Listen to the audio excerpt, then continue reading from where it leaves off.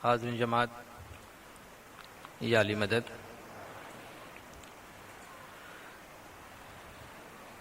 جیسا کہ آپ جانتے ہیں کہ وقتاً فوقتاً ہمارے جماعت کی مختلف سیریمنیز کے بارے میں بعض اہم امور کے متعلق یاد دہانی کے لیے ہم جماعت کے سامنے حاضر ہوتے رہتے ہیں۔ اس سے پیشتر کہ ہم میت کی کچھ انڈیویجول رسومات کے حوالے سے کچھ باتیں آپ کے سامنے پیش کریں، ایک دو عام جنرل قسم کی باتیں ہیں جو ہم آپ کے سامنے شیئر کرنا چاہتے ہیں کہ میت کی جو رسومات ہے، جس طرح جو بھی رسم ہم جماعت پہ انجام دیتے ہیں ان کے پیچھے ایک مقصد ضرور ہوتا ہے، کوئی فلسفہ ہوتا ہے، کوئی پیغام ہوتا ہے، کوئی میسج ہوتا ہے، کیونکہ کسی معنی کے بغیر، میسج کے بغیر ویسے ہی کوئی رسم انجام نہیں دی جاتی۔ میت کے حوالے سے جو رسومات ادا کی جاتی ہیں ان کے دو اہم مقاصد ہوتے ہیں، یا یوں کہیے کہ دو لیول کے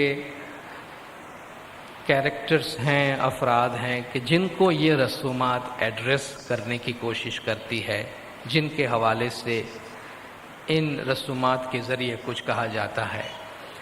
ایک تو جس فرد کا انتقال ہوا ہے، جو مرحوم ہے، مرحوم کی روح کو دوسری دنیا میں جانے میں، اس روح کے دوسری دنیا کے سفر کو آسان کرنے کے لیے کچھ رسومات ہوتی ہیں، اور بعض رسومات ہوتی ہیں کہ جو مرحوم کے لواحقین ہیں، مرحوم کے پیچھے جو رہ گئے ہیں، جو سوگوار ہیں، جو غمزدہ ہیں، ان کو اس حقیقت کو، اس ریالٹی کو سمجھنے میں، اس حقیقت کو اپنانے میں، اور یہ سیٹسفیکشن حاصل کرنے میں کہ وہ اس کے گھر کا فرد جو دنیا سے چلا گیا ہے وہ اس دنیا کے مقابلے میں ایک اچھی زندگی میں، اچھی حالت میں گیا ہے۔ یہ دو پیغامات ہوتے ہیں جو میت کی رسومات کے، دنیا میں کسی بھی مذہب میں، کسی بھی دین میں ہم جائیں گے تو یہ دو اہم پیغام اس میں ہوتے ہی ہیں۔ ایک مرحوم کے واسطے ہوتا ہے، ظاہر مرحوم تو گزر رہا ہے، چلا گیا ہے، مگر ہر انسان اس میں سے یہ پیغام لیتا ہے کہ جب میں بھی گزر جاؤں گا، میرا بھی انتقال ہو جائے گا، تو اس میں میرے واسطے یہ پیغام دیا جا رہا ہے۔ تو دنیا میں جتنے بھی مذاہب ہیں اس میں میت کے حوالے سے جو رسومات ادا کی جاتی ہیں ان میں ان دو اہم پہلوؤں کو سامنے رکھا جاتا ہے۔ ہماری زندگی میں، ہمارے خاندان میں، ہماری اپنی لائف میں، ہمارے کسی بھی عزیز کا، کسی بھی قریب کا، ہمارے ماں باپ، ہماری اولاد، فیملی ممبر میں کسی کا بھی انتقال ہو جانا ہمارے لیے ایک بہت دکھ اور غم کا موقع ہوتا ہے۔ بعض اموات ایسی ہوتی ہیں کہ جس کے لیے انسان تیار ہوتا ہے۔ ہم ایک بہت ہی دنیاوی اور ظاہری نقطہ نگاہ سے بات کرتے ہیں کہ مثلا کوئی فرد ہے جس نے دنیا میں لمبی زندگی گزاری ہے، اور ہم جانتے ہیں کہ دنیا میں عمر کی ایک حد ہے، عمر کی ایک لمٹ ہے۔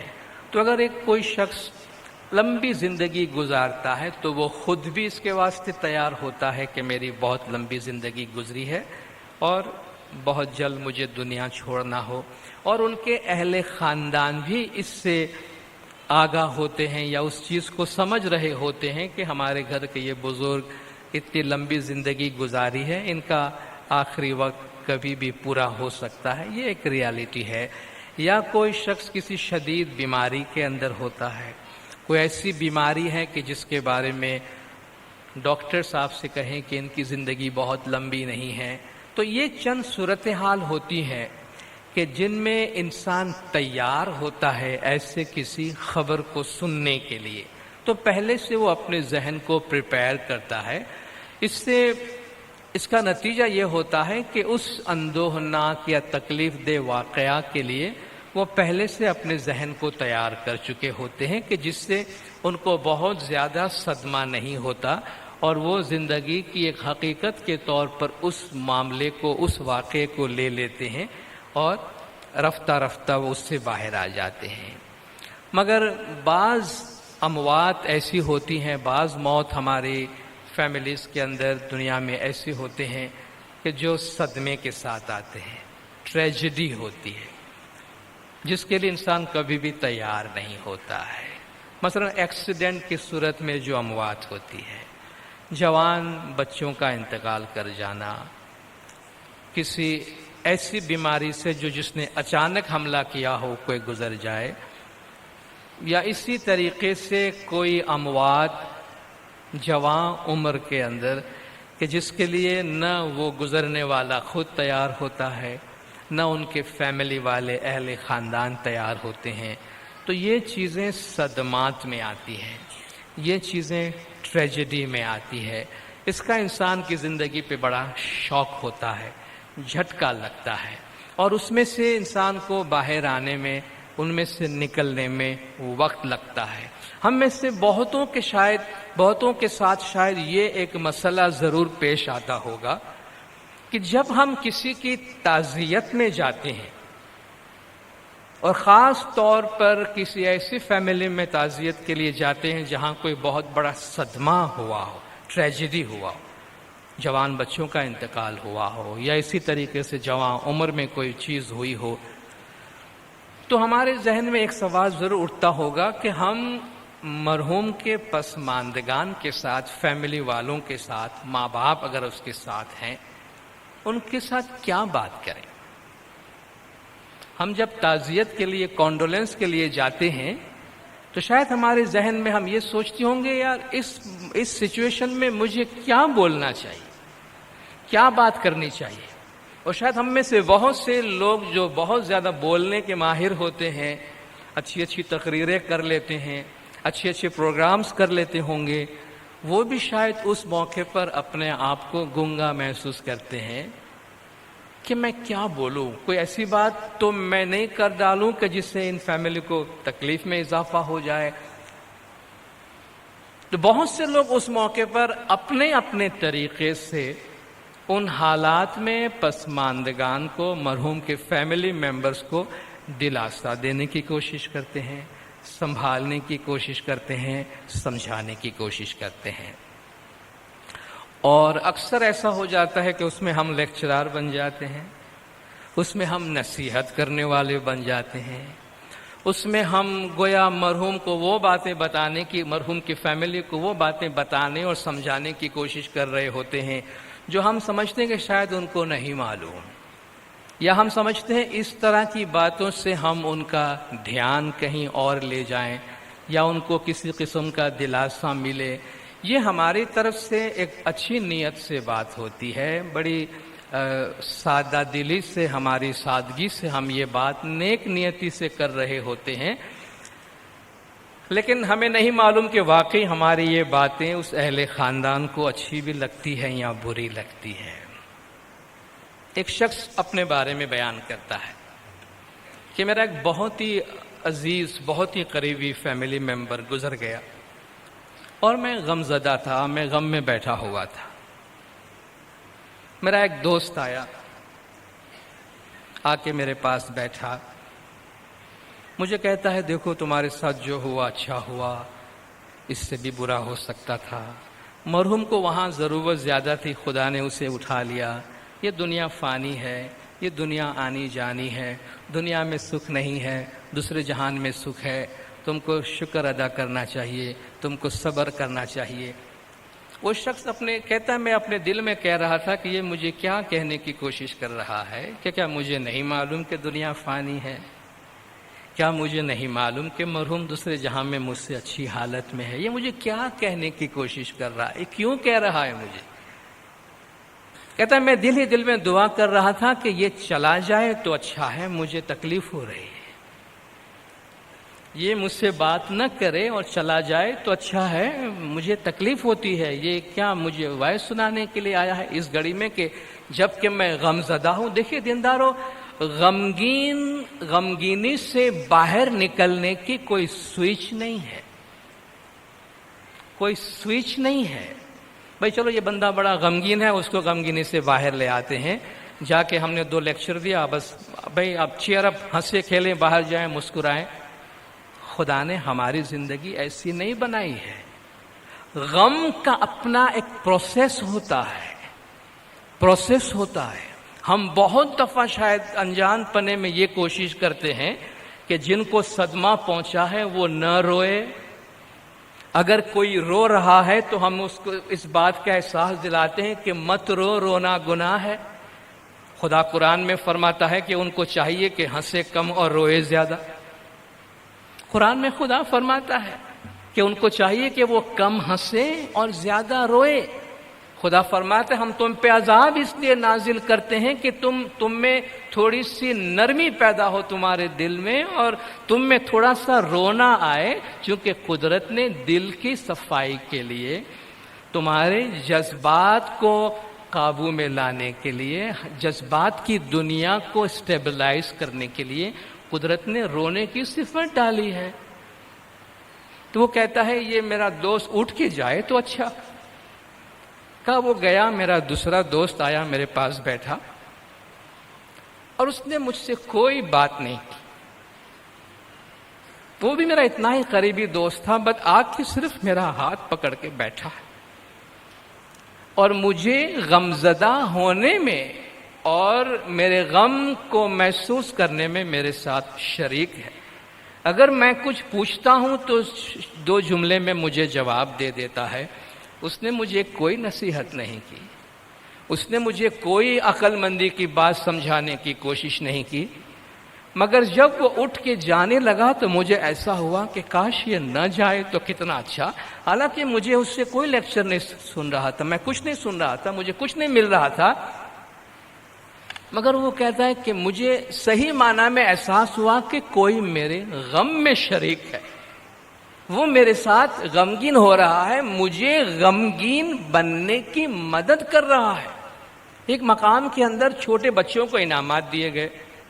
چھوٹے چھوٹے بچے کوئی آؤٹ اسٹینڈنگ کام انجام دیتے ہیں، کبھی کبھی بڑے اچھے کام کرتے ہیں، تو بچوں کو انعامات دیے گئے کہ یہ بچے نے یہ بہادری کا کام کیا، اس نے یہ انسانیت کا کام کیا، معاشرے میں یہ اچھا کام کیا۔ تو ان بچوں میں جس بچے کو پہلا انعام ملا، وہ اس بچے نے کیا کیا تھا کہ اس نے دیکھا اس کے پڑوس میں ایک بزرگ کپل رہا کرتے تھے، بوڑھا شخص اور بوڑھی خاتون اس کے ساتھ تھی۔ خاتون کا انتقال ہو گیا تو وہ بزرگ بڑا غمگین تھا اور رو رہا تھا۔ بچہ جا کے اس کے گود میں بیٹھ گیا، بس وہ بچہ چپکے سے جا کے اس کے گود میں بیٹھ گیا۔ لوگوں کو اس کی یہ بات پسند آئی کہ دیکھو اس بچے کو بھی کتنا احساس ہے کہ وہ اس کے غم میں شریک ہونے کے لیے گیا۔ لیکن انہوں نے کہا چلو معلوم تو کریں کہ آخر یہ بچے نے جو یہ ایکٹ کیا ہے، یہ جو کام اس نے کیا، اس نے کیا سوچ کر کیا۔ تو بچے کو پوچھا کہ بیٹا تم کیوں وہاں گئے؟ کہا میں نے دیکھا کہ وہ رو رہے ہیں تو میں ان کے پاس گیا۔ تم نے ان سے کیا کہا؟ تم نے ان سے کیا کہا، یا تم نے جا کر کیا کیا اس کے ساتھ؟ کہ میں نے کچھ بھی نہیں کیا، I just helped him to cry۔ میں نے اس کو رونے میں مدد کی۔ بچہ روتا ہے تو اس کو معلوم ہے رونے میں کسی کا ساتھ ہونا کتنا اچھا لگتا ہے۔ کہتے ہیں وہ رو رہے تھے تو میں نے ان کو رونے میں مدد کی ہے، رونے میں ساتھ دیا ہے۔ تو جب ہم غمزدہ لوگ ہوتے ہیں، اور غمزدہ ہونے کو یا غمزدہ کے لفظ کو آپ پلیز ذرا بھی غلط مت سمجھیے گا۔ غمگین پیغمبر بھی ہوتے ہیں، غمگین امام کی ذات بھی ہوتی ہے، غمگین امام کے خاندان بھی ہوتے ہیں، غمگین ہم بھی ہوتے ہیں۔ ہمیں دکھی دیکھ کر امام غمگین ہوتے ہیں، بندے کو دکھی دیکھ کر خدا کہتا ہے وہ بھی غمگین ہوتا ہے۔ تو غم کرنا کوئی بری چیز نہیں ہے۔ ہاں کسی بھی چیز میں آپ حد سے باہر چلے جاتے ہیں تو مذہب آپ کو روکتا ہے، مگر غمگینی کا اپنا ایک لیول ہوتا ہے. اگر کسی کے گھر میں کوئی ٹریجڈی ہوئی ہو، اگر ہم 2 مہینہ 4 مہینہ 6 مہینہ 12 مہینہ اس سے باہر نہیں نکل سکتے ہیں تو آپ یہ مت سمجھنا کہ آپ کے ساتھ کوئی some thing is wrong with you, کہ کوئی بری بات ہے کہ آپ ابھی تک اس غم کو بھلا نہیں پائے ہیں یا ابھی تک اس غم سے کوپ نہیں کر پائے ہیں. خدا نے ہر ایک کی اپنی اپنی میکینزم بنائی ہے.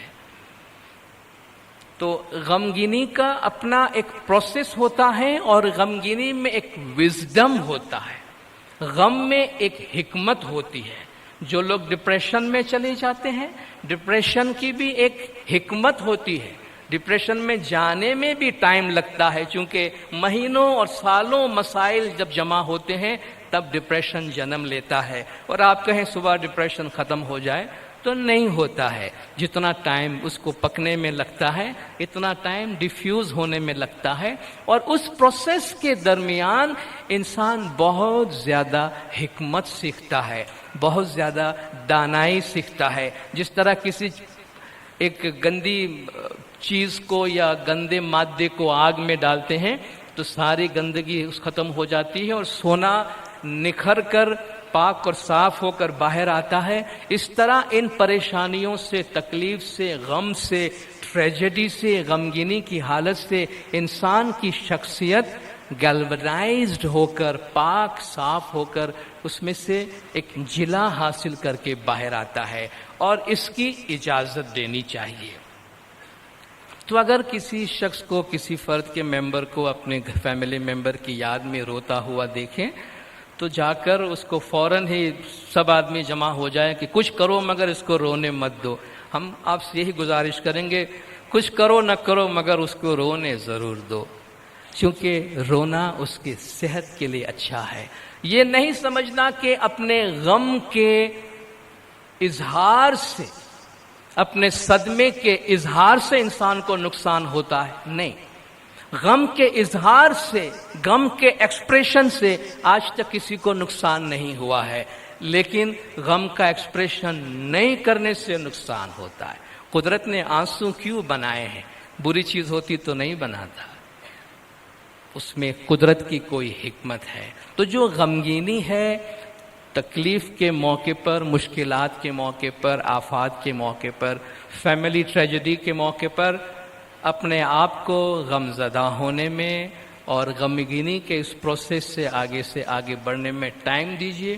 تسبیح پڑھتے ہیں، ذکر کرتے ہیں، شکر کرتے ہیں. اور جب ہم کانڈولنس کے لیے جاتے ہیں، فیملی کے پاس تعزیت کے لیے جاتے ہیں، تو ہمارے پاس ایک ہی عنوان ہونا چاہیے: مرحوم کے لیے دعا کریں اور مرحوم کے بارے میں اچھی باتیں کریں کہ جس سے گھر والوں کو سکون ملتا ہے.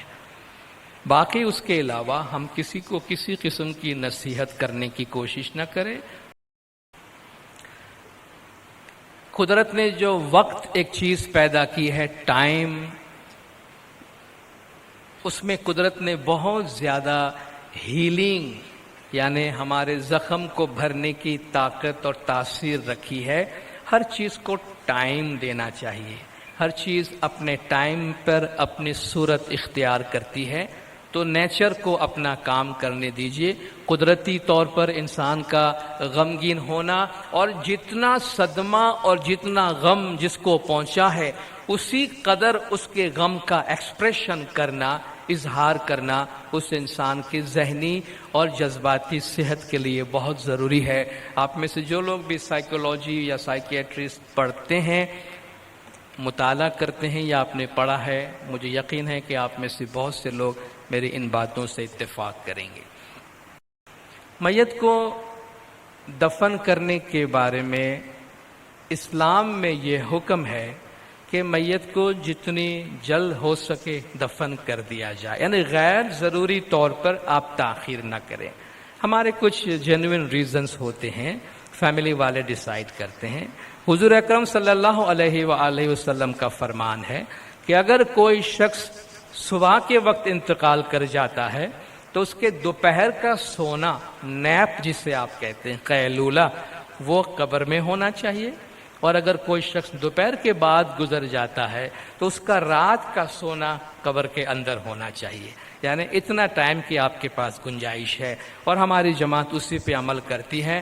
بعض اوقات فیملی ممبر کے باہر ہونے کی بنا پر ان کی چند خواہشات ہوتی ہیں، مکھی کامڑیاز ان کے مطابق فیصلے کرتے ہیں، تاہم اس چیز کو ہم ذہن میں رکھیں کہ اگر ہو سکے تو مرحوم کو، میت کو روکے نہیں، چونکہ اس طرح جو مرحوم کے پیچھے کام کرنا ہے، جو مذہبی کام کرنا ہے، وہ رک جاتا ہے، جو ہمارے خیال سے، ہمارے عقیدے کے مطابق بھی روح کو روکے رکھتا ہے کہ اس کا جماعت کی طرف سے جسے الوداع کرنے یا اجازت دینے کی جو رسومات ادا کرنی ہوتی ہے وہ نہیں کی گئی ہے۔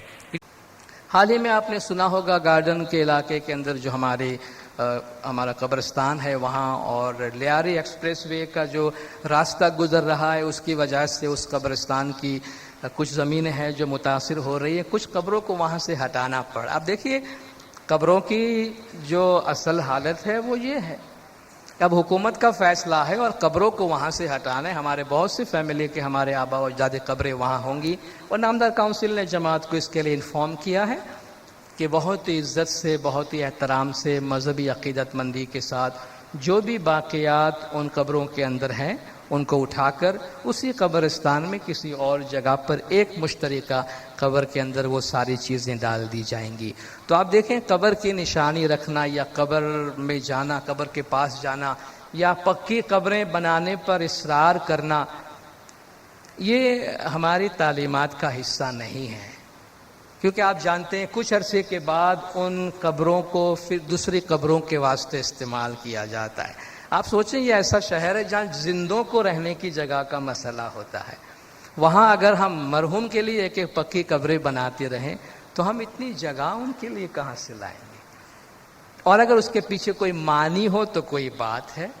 اسلام میں کہا جاتا ہے کہ سب سے پہلی مساوات، سب سے پہلی برابری قبرستان سے شروع ہوتی ہے۔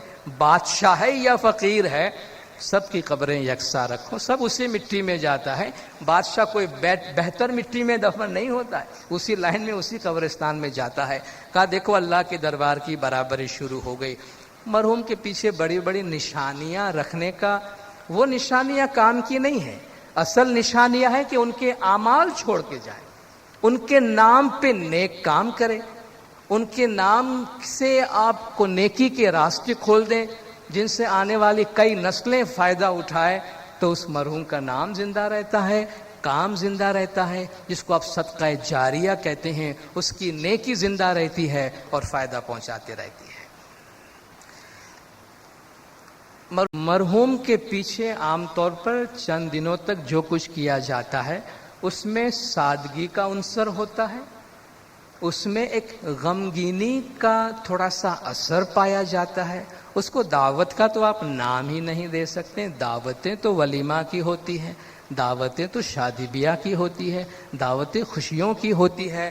تو اس موقع پر بلکہ لوگوں کو ہم کس طرح سے بلاتے ہیں یا دعوت دیتے ہیں، آپ دیکھیے مرحوم کے پیچھے جیسے بھاتی کے حوالے سے جب بات کی جاتی ہے، چھوٹے پیمانے پر تھوڑا سا جو کھانا بنایا جاتا ہے اس کے پیچھے فلسفہ یہ ہے کہ جس گھر میں میت ہوئی ہے ان کو کھانے کی سدھ نہیں ہوتی ہے۔ اس میں ایسی کوئی بات نہیں کہ چولہا نہیں جلانا چاہیے، چولہا جلائیں یا نہ جلائیں یہ مسئلہ نہیں ہے، چولہا ہے تو جلائیں ضرور، گیس ہے تو ضرور جلائیں اور اس سے فائدہ اٹھائیں۔ میت ہو گئی اس لیے چولہا نہیں جلانا چاہیے، اس کا کوئی تعلق نہیں ہے۔ اصل مقصد یہ ہے کہ چونکہ یہاں میت ہوئی ہے، ان کو کھانے پینے کا ہوش نہیں ہے، تو رشتہ دار، اڑوس پڑوس والے اس کے لیے کچھ پکا کے اپنے گھر سے لے آتے ہیں تاکہ ان کے منہ میں دو نوالا ڈالے۔ یہ ہے بھاتی، یہ ہے مرحوم کے بعد کھانے پینے کی چیز۔ تو اگر 4 ممبر کھا لیے اور بات ہے، مگر اس کو بڑے پیمانے پر، چونکہ وہ تو کیٹرنگ سے استعمال اس کی دعوتیں کی جاتی ہے، بڑے پیمانے پر اہتمام کیا جاتا ہے۔ دیکھیے مذہب نے بڑا سادہ پیغام دیا ہے، کمپلیکیشن ہم بناتے ہیں اور پھر ہم اس کے غلام بن کے رہ جاتے ہیں اور پھر ہم پوچھتے ہیں ابھی ہم اس سے باہر کیسے نکلے۔ ہم نے کیا ہے، کہتے ہیں انسان عادت بناتا ہے اور پھر عادت کا غلام بن جاتا ہے، پھر اس غلامی سے نکلنا مشکل ہو جاتا ہے، جس کی ایک مثال یہ ہے۔ ہمارے دوسری جو شادی بیاہ کی فضول خرچی کی مثالیں ہیں، ہم نے بنائی ہے، آج ہم اس کے غلام ہیں، کوئی پہل نہیں کر سکتا ہے۔ میں کسی سے بھی پوچھوں، آپ سب کہیں گے شادی میں بڑے پیمانے پہ خرچ کرنا اچھی بات ہے؟ کہا نہیں۔ بہت دعوت کرنا اچھی بات ہے؟ نہیں۔ بہت خرچہ کرنا اچھی بات ہے؟ نہیں۔ آپ اپنے بیٹے کی شادی میں ان چیزوں کو بند کریں گے؟ دیکھیں نا جی، ہمارے تعلقات ہیں لوگوں کے ساتھ، اور آپ کو پتہ ہے میرا پی آر کیسا ہے جی، اتنے لوگوں کا ہم کھا پی کر آئے، ختم ہو گئی سارا اصول بیٹھ گیا، سارے آدرش ہمارے وہاں ٹھنڈے ہو جاتے ہیں جب ہمیں پہل کرنے کو کہا جاتا ہے۔ اس سے تو ہمارے نوجوان بچے اچھے ہیں کہ جو سادگی میں پہل کرتے۔ ہمارے بچوں نے شادیوں میں مثالیں قائم کی ہیں، ایسا نہیں کہ نہیں کی ہے۔ کسی کو دعوت نہیں دی ہے، کوئی کھانا نہیں کیا، سمو لگن میں آپ دیکھیں لوگ اچھی مثالیں قائم کرتے ہیں۔ اور آپ اگر ان دوستوں کے، ان کے شادی کے بعد، شادی کے موقع پر ان کے دوستوں کے ای میلز آپ پڑھیں، ان کے باسز کے ای میلز پڑھیں، جو غیر اسماعیلی ہے، وہ اپنے ساتھی کو شاباش، بریوو، کانگریچولیشن، کاش تم جیسے کچھ نوجوان ہماری کمیونٹی میں آ جائے تو ہم سماج کو بدل سکتے ہیں۔ کسی نے یہ نہیں کہا کہ بھئی تم نے شادی کی ہم کو بلایا نہیں، سب نے مبارکبادی کہ تم نے کتنا اچھا کیا کہ تم اپنے امام کی تعلیم پر عمل کرتے ہوئے سادگی سے کر رہے ہو، کوئی دعوت نہیں کر رہے ہو، کوئی کھانا پینا نہیں کر رہے ہو، اور کسی کو گفٹ کے ساتھ نہیں بلا رہے ہو۔ لوگ اس کی تعریف کرتے ہیں۔ تو جہاں اچھی مثالیں قائم کرنی ہے ہم خود کریں، پہل کریں۔ اچھی لیڈرشپ، سب سے بڑی اور کامیاب لیڈرشپ وہ ہے جو انسان اپنی ذات سے شروع کرے تاکہ دوسرے اس کو فالو کریں۔ تو جرا چکھنے کے بہانے لوگوں کو گھروں میں دعوت دینا، اس میں دین کا کوئی تعلق نہیں ہے، ہمارے مذہب کی تعلیمات کی اس سے کوئی تعلق نہیں ہے۔ مذہب منع کرتا ہے دیبیا مرن دونوں کے موقع پر مولانا نے فرمایا بڑے پیمانے پر فضول خرچی کر کے اور کھانے پینے پر تم خرچ نہ کرو۔ یہ صاف ہدایت زمانے کے امام کی طرف سے موجود ہے۔ مرحوم کے پیچھے اہل خاندان کی بڑی خواہش ہوتی ہے کہ مرحوم کے روح کے فائدے کے لیے، ثواب کے لیے جو کچھ اس سے ہو سکے وہ کرے، اچھا خیال ہے۔ ہر اولاد کی یہ خواہش ہوتی ہے کہ ماں باپ کے لیے جو چاہے کریں، ماں باپ کی یہ خواہش ہوتی ہے کہ ان کی اولاد دنیا سے چلی گئی ہے یا رشتہ دار ہے جو بھی ہے، ان کے لیے ان کی روح کے پیچھے جو کچھ کر سکتے ہیں کریں، مگر ضروری نہیں ہے کہ اس کا اظہار چیزوں کے ذریعے سے ہی کیا جائے۔ میرے بیٹے کو اگر کرکٹ کھیلنے کا شوق تھا تو مجھے پورا کرکٹ کا کٹ لا کے، اس کو کوئی پلنگ پسند تھا تو میں وہ پلنگ لا کے دوں، اس کو کوئی اچھا سا ٹیلی ویژن سیٹ پسند تھا تو وہ، یہ ساری دنیاوی ظاہری فزیکل چیزیں ہیں، اس دنیا کو تو چھوڑیے، کور میں بھی کام آنے والی نہیں ہے۔ وہ تو اس دنیا کی زمین ہے نا، وہاں بھی یہ چینلز نہیں چلتے ہیں، وہاں کوئی کنیکشن نہیں ہوتا۔ تو یہ آپ دیکھیے، یہ پا کے آپ اس کے جنازے تک بھی نہیں لے جا سکتے ہیں، تو کیا ہم دے رہے ہیں؟ یہ جو بہت زیادہ ظاہری اور مادیت کی ایک سوچ ہے، اگر وہی رقم آپ سمجھیے کہ آپ 2 یا 4 بچوں کو ان کے ایجوکیشن کو ایڈاپٹ کرتے ہیں کہ بھئی میں اپنے پیرنٹس کے یاد میں، اپنے بچوں کی یاد میں ان 4 بچوں کے اتنے سال تک کے ایجوکیشن کا خرچہ اپنے اوپر لیتا ہوں، آپ دیکھیے آپ 4 زندگیاں بناتے ہیں، آپ لوگوں کا گھر بناتے ہیں، یہ صدقہ جاریہ ہے۔ اور وہ جو تعلیم حاصل کریں گے اور وہ تعلیم حاصل کر کے جو اپنی زندگی سنواریں گے، اس تعلیم سے ان کو، ان کے آنے والی نسلوں کو جو بھی فائدہ پہنچے گا وہ ثواب مرحوم کی روح کو پہنچ رہا ہے۔ اس کو صدقہ جاریہ کہتے، یعنی ایسی نیکی جو کہ آگے سے آگے بڑھتی جائے۔ تو آج تو مولا نے ہمیں بڑی سمجھ دی ہے، کوشش کریں کم سے کم مادیت کا اظہار جماعت خانے کے اندر ہو، کم سے کم میٹیریل چیزیں ہو، آپ بھی سکون سے رہیں گے، چونکہ جتنے محنت آپ سامان لانے میں کرتے ہیں اس سے زیادہ محنت اس کو ڈسپوز آف کرنے کے لیے جماعت میں اتنے سارے والنٹیئر فورسز کو، مکھی کامرے صاحبان کو اہتمام کرنا پڑتا ہے، کام کو آسان کر سکتے ہیں۔ اور اس میں کوئی چیز دین کے خلاف نہیں ہے، کوئی چیز ہمارے مذہب کی تعلیم کے خلاف نہیں ہے. مولا ہمیں ایجوکیٹ کرتے جاتے ہیں نا، تو ایجوکیشن کے ساتھ ساتھ یہ چیزیں خود مولا جماعت کے ذہنوں میں ڈالتے جاتے ہیں. تو سادگی کو اپنائیں، جتنا سادگی ہم اپنائیں گے ہمارے لیے بہتر ہے. بس آخری میں اسی گزارش کے ساتھ اپنی جگہ لوں گا کہ ہماری جماعت میں جتنی بھی خدمات انجام دی جاتی ہیں ان میں بہترین خدمات میں سے یہ خدمت ہے کہ جس میں خود مولا نے فرمایا کہ یہ بہت مشکل خدمت ہے. اس کام میں دنیا کا کوئی مزہ نہیں ہے. جو لوگ میت کمیٹی کا کام کرتے ہیں اس میں کوئی دکھاوے کے واسطے میت کمیٹی کا کام کر ہی نہیں سکتا ہے، جو کہ دکھانے کا ہوتا ہی کچھ نہیں ہے. آپ کو تو اچھے کپڑے پہننے بھی نصیب نہیں ہوتے ہیں، جو کہ مٹی کے اندر بیٹھنا ہوتا ہے، لٹرلی انڈر گراؤنڈ جانا پڑتا ہے، قبر میں اترنا پڑتا ہے، مٹی کے ساتھ کام کرنا پڑتا ہے، اور پھر یہ ہر ایک کے بس کی بات بھی نہیں ہے. ہم آپ جماعت سے اپیل کریں ہر ایک آ کے میت کمیٹی میں شامل ہو جائیں. میت کمیٹی کے لیے تھوڑے مضبوط دل کے افراد کی ضرورت ہے، مرد یا خواتین. یہ اچھی خدمت ہے، اس میں آگے آنا چاہیے. آپ میں سے جو سمجھتے ہیں کہ اس خدمت میں جو تھوڑا سا مشکل معاملہ اس لحاظ سے ہے کہ دل کی مضبوطی چاہیے. بہت سے لوگ نرم دل کے ہوتے ہیں جو میت کمیٹی تو کیا میت میں شامل ہونا بھی ان کو تکلیف ہوتی ہے، تو ان کو دور ہی رہنا چاہیے. تو اس خدمت میں ہاتھ بٹانے کے لیے جماعت کے مضبوط خواتین و حضرات آپ آگے تشریف لائیں. اور یہ ہماری جماعت کی ایک ایسی خدمت ہے کہ جس میں ہم پبلک میں نظر آتے ہیں، اور آپ میں سے بہت سے لوگ گواہ ہوں گے، مجھے کامرے صاحبان گواہ ہیں، ہمارے والنٹیئرز گواہ ہیں. جو لوگ عام طور پہ ہمارے بارے میں کوئی اچھی بات نہیں کر سکتے ہیں، ان کو ہماری جماعت پہ کوئی اچھی بات نہیں نظر آتی. 4 آدمی کے بیچ میں بیٹھ کر وہ شاید ہمارے گلہ ہی کرتے ہوں گے. وہ جب ہمارے میت میں شامل ہوتے ہیں تو ایک بات کہہ کے جاتے ہیں کہ ویسے ہم آپ کے بارے میں کوئی اچھی بات نہیں کہتے ہیں، مگر آفرین ہے آپ کی جو میت سیریمنیز کی اور جنازے کی کارروائی ہے اس سے ہم بہت مطمئن اور بہت خوش ہو کے جاتے ہیں. ہم نے بڑی کوشش کی کہ ہمیں کوئی چیز ایسی مل جائے جس پر ہم نکتہ چینی کریں، مگر ہمیں کوئی چیز ایسا نظر نہیں آیا.